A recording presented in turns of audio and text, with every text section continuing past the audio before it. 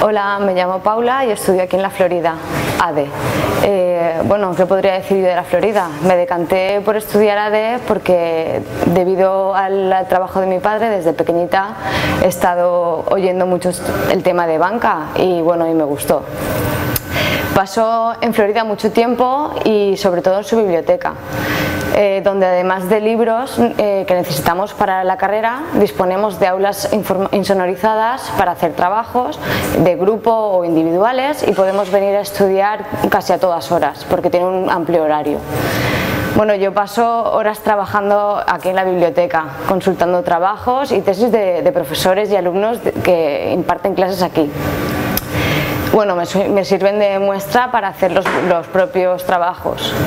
Y en época de exámenes, bueno, pues esta es mi casa. Puedo mirar los periódicos de la hemeroteca, consultar revistas especializadas y coger material para verlo en casa. La verdad es que es una pasada.